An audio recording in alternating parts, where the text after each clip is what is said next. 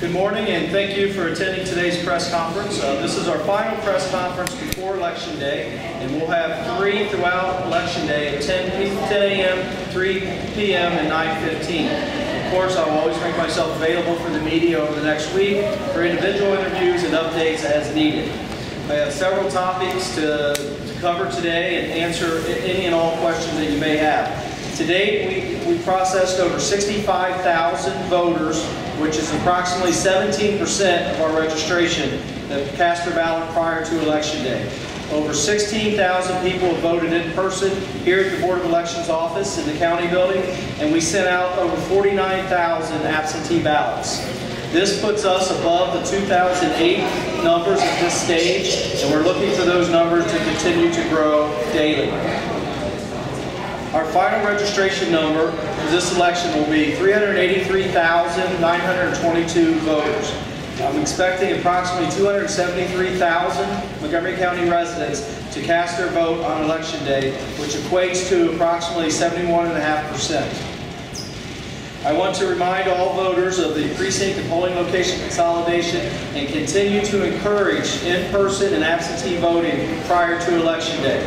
If they do choose to vote a traditional ballot on Election Day, try to avoid the three busiest times, of course, before work, lunchtime, and after work. I want to update the media and the public on the early in-person voting hours.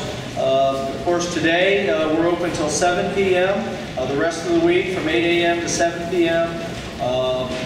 And then on Friday, November 2nd, per directive, we're only open till 6 p.m. So this Friday, November 2nd, just to 6 p.m. And I'm glad to report that we will have weekend voting due to the finalization of the litigation that was within the court system. And we do have those hours, and I'll give those to you here in a moment. In 2008, we had over 9,000 Montgomery County voters cast their ballot the last weekend before the election. I expect, based on the high number of voters that we've seen up to this point, that we will at least match that number, if not exceed it. Of course, we are providing free parking for all voters, so we want to encourage voters again to come down during these extended hours. On Saturday, November 3rd, the hours will be 8 a.m. to 2 p.m., and on Sunday, November 4th, 1 p.m. to 5 p.m. These voting times are different hours than we've had in the past, so it's important to report these weekend hours correctly to minimize any confusion that voters may have when they come down here to vote. Again, I want to repeat those hours. Saturday, November 3rd, 8 a.m. to 2 p.m., Sunday, November 4th, from 1 p.m. to 5 p.m. So that brings us to the day before the election. And we do have extended hours, or at least voting hours on that day. We'll be voting voters from 8 a.m. to 2 p.m. And again, this is per directive, and this is different than the hours that we've had in the past. And it's, again, to make sure voters understand that voting must stop at 2 o'clock on Monday, November the 5th. And I do want to again point out to the public that we do have a new check-in process on Election Day.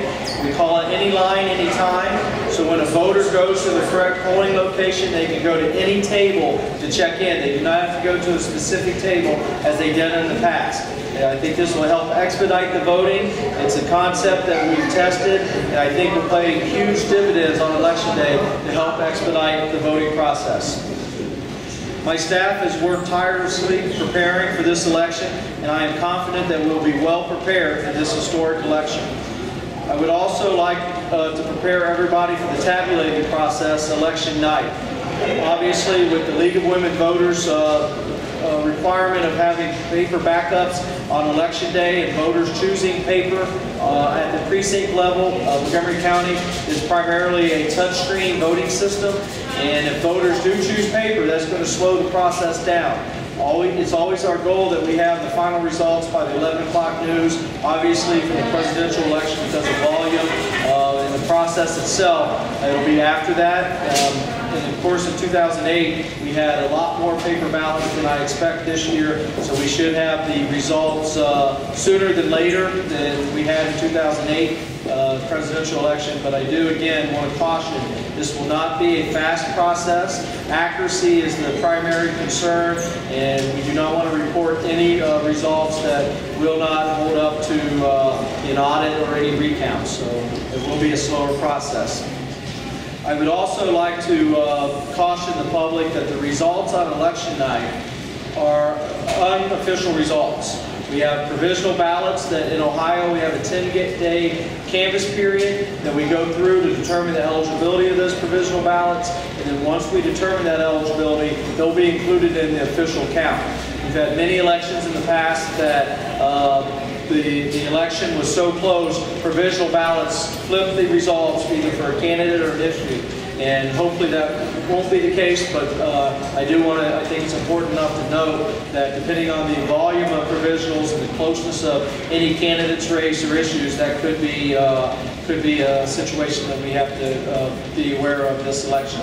Of course, we want all voters to have confidence in the Montgomery County Board of Elections and our results, and know that every eligible ballot cast will be counted.